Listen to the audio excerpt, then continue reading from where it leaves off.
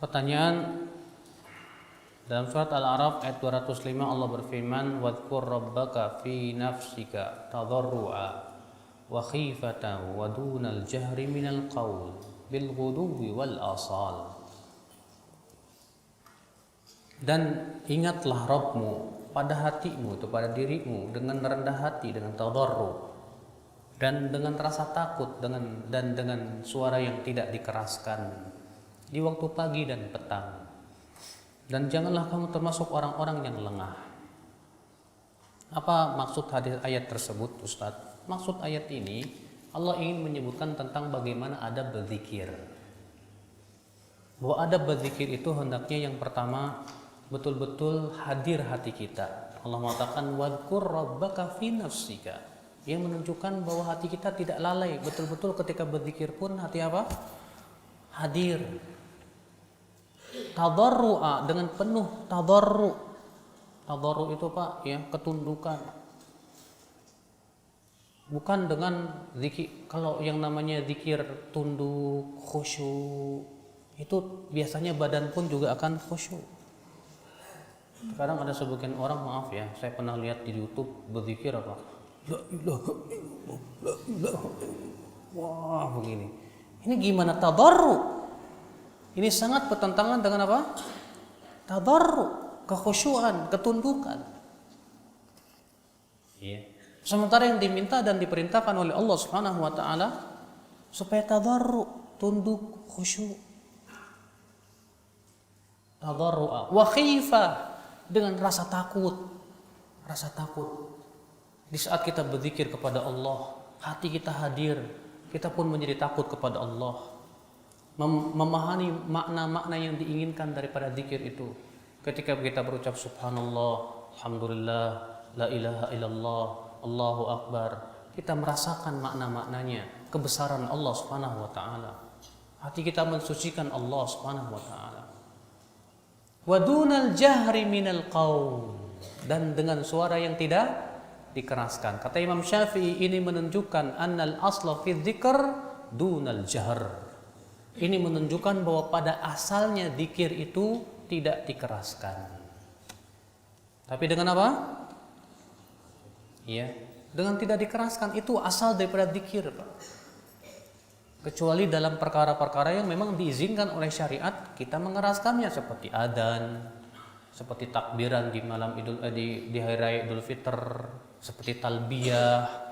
Memang itu diizinkan, bahkan dianjurkan untuk kita apa? Mengeraskannya. Tapi pada asalnya zikir itu tidak boleh dikeraskan. Bil ghuduwi wal asal, di waktu pagi dan petang. Bapak tahu nggak Pak? Zikir yang paling sering Allah sebutkan dalam Al-Quran itu zikir pagi dan petang. Zikir pagi dan petang itu paling sering Allah sebutkan dalam Al-Quran. Dalam ayat ini Allah mengatakan begitu. Bil ghuduwi wal asal. Dalam surat Al-Kahfi Allah berfirman, wasbir nafsaka ma'al ladzina yad'una rabbahum bil ghadati wal 'ashyi. Bersabarlah kamu bersama orang yang selalu berzikir kepada Allah di waktu pagi dan petang. Belum lagi dalam surat Qaf Allah menyebutkan juga. Ini menunjukkan betapa pentingnya zikir pagi dan petang. Ya.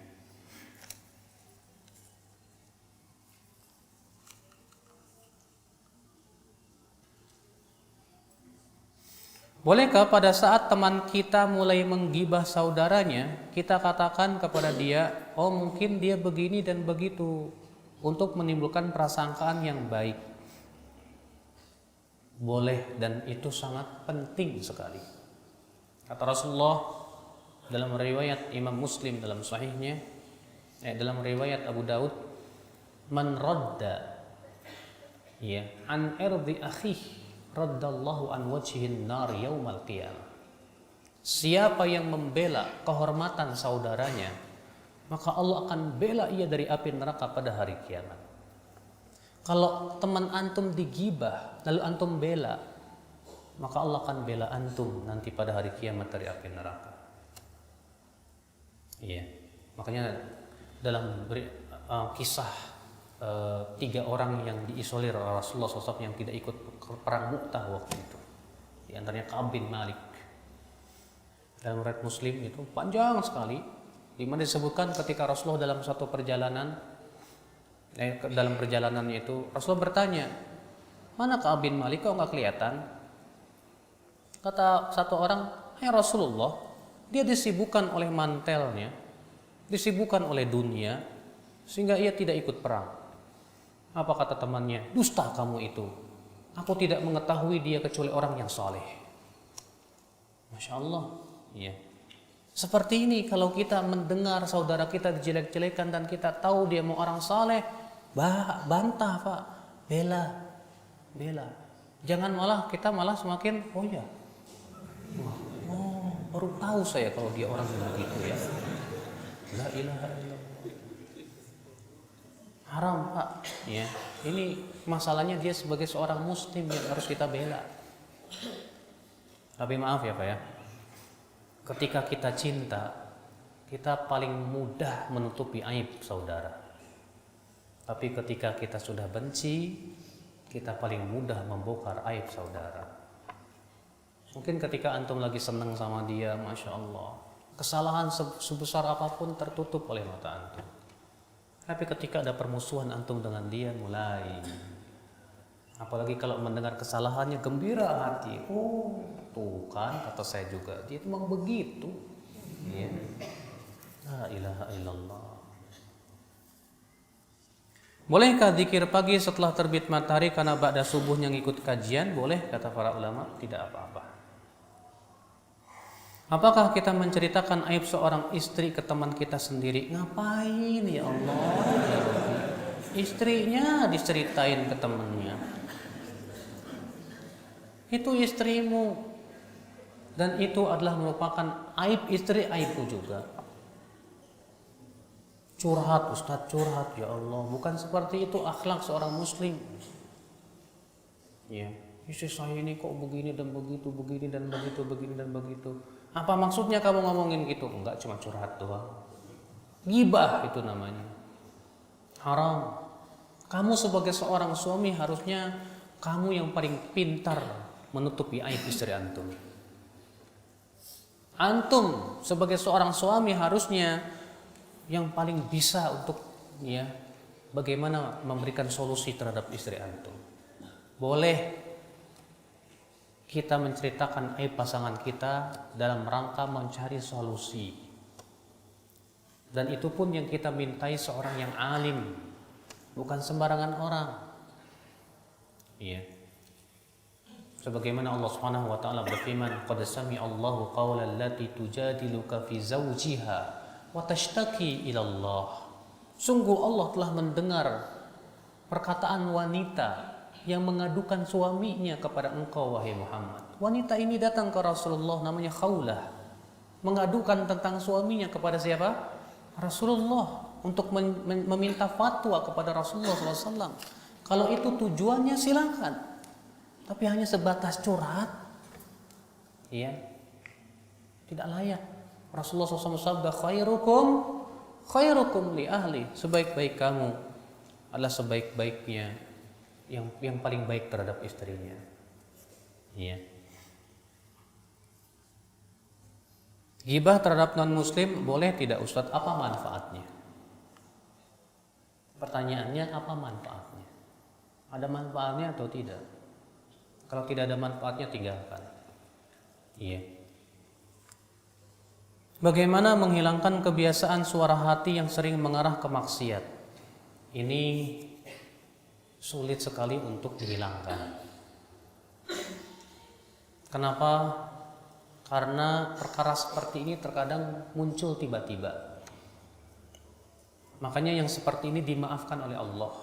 Dalam hadis yang dikeluarkan oleh Imam Bukhari dan Muslim, Rasulullah SAW bersabda, "Inna Allah tajawaza li an ummati ma haddathat bihi anfusuha ma lam ta'mal aw tatakallam."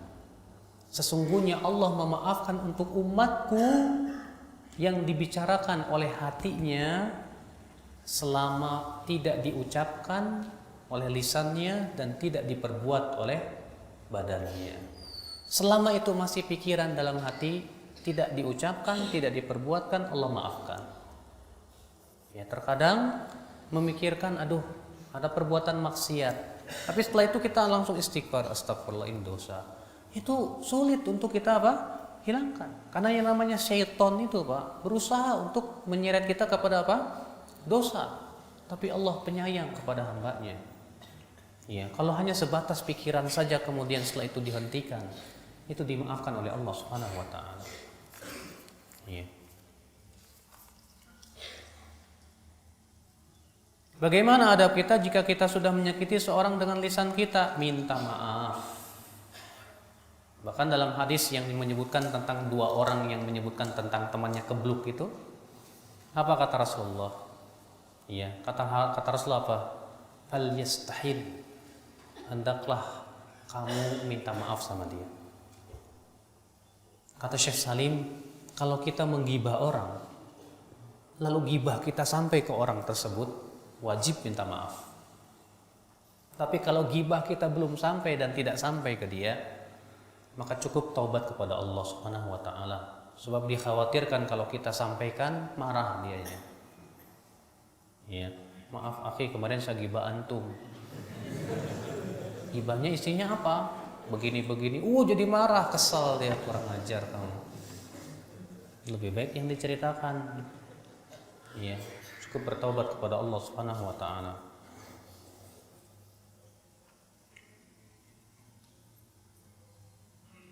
Bagaimana menasihati saudara kita yang mencela ustadz-ustadz bahkan ulama? Itulah Pak, lisan itu begitu manis. Mereka tidak sadar bahwasannya ya mereka sudah memakan daging yang beracun. Ya, kehormatan para ulama jauh lebih agung di mata Allah daripada orang biasa. Dan orang seperti ini ketika dia mencela ulama, menggibah ulama, biasanya Allah seret kepada perbuatan yang sama. Makanya dalam satu riwayat Rasulullah sabda, "Man qala li akhihi ya fasik." Ya, siapa yang mau berkata tentang saudaranya hai fasik, ya, maka akan kembali kepada salah satu dari keduanya.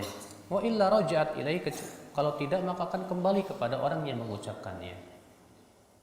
Iya. Maka akhi kita ya sampaikan kepada dia bahwa antum mencela para ulama.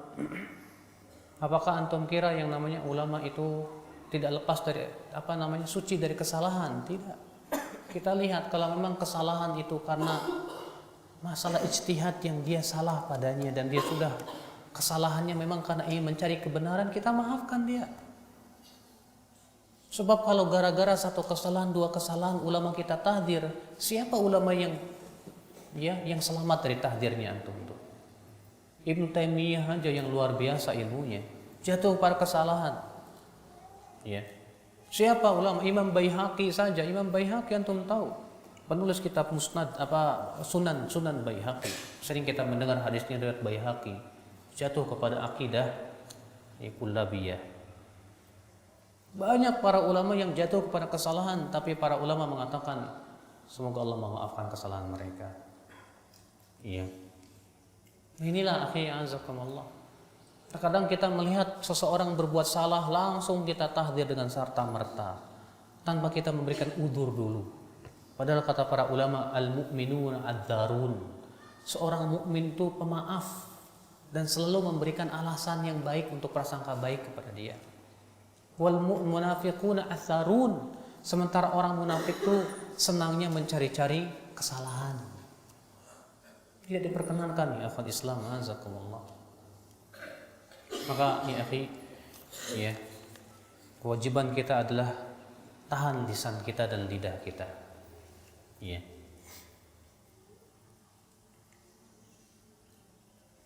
Apa ada hadis yang mengatakan, Ustadz, bisa berniat sholat sunnah untuk dua sholat sunnah sekaligus? Syekh Masyhur membawakan sebuah hadis yaitu tentang sholat istikharah untuk berdalil tentang itu, di mana Rasulullah SAW sabda, "Idza hamma ahadukum bil amri, ya, falyarka rak'ataini dunal fardhah." Apabila salah seorang dari kalian ingin melakukan suatu perbuatan, hendaklah ia sholat 2 rakaat selain sholat fardu. Kemudian hendaklah dia mengucapkan Allahumma inni astakhiruka bi ilmik wa astaqdiruka bi qudratik, yang itu merupakan doa istikharah. Kata Syekh Masyhur, ucapan Rasulullah hendaklah ia sholat 2 rakaat selain sholat fardu, ini menunjukkan bahwa sholat istikharah bisa dilakukan dalam sholat sunnah apapun juga. Ketika antum sholat qobliyah sekaligus istikharah boleh, karena itu bukan sholat fardu. Ketika antum sholat duha sekaligus istikharah boleh.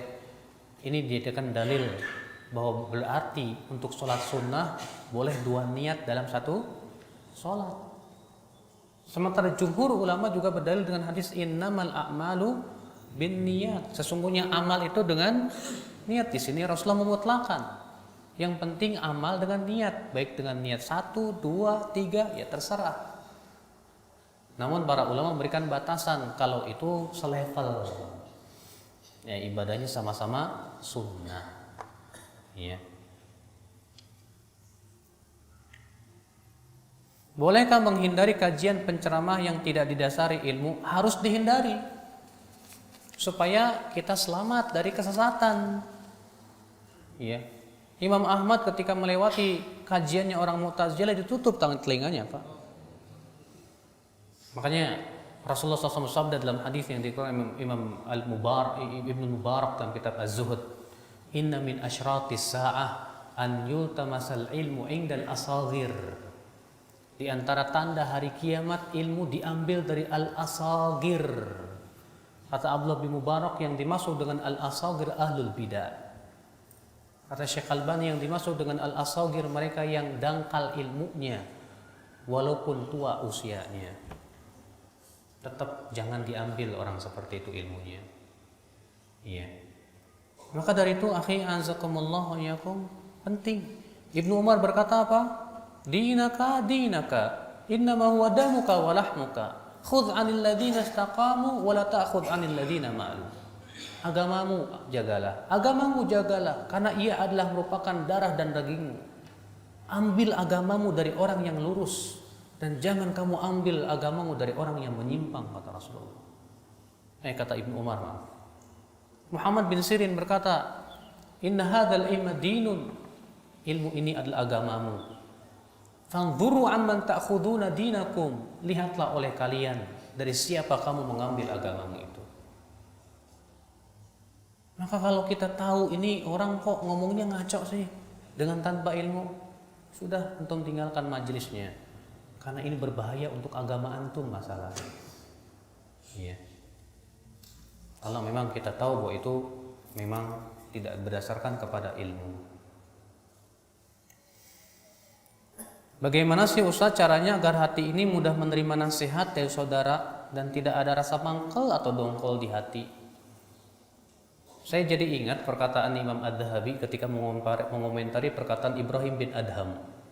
Ibrahim bin Adham berkata, ma'arafallah man ahabba syuhrah. Belum mengenal Allah orang yang masih suka tenar.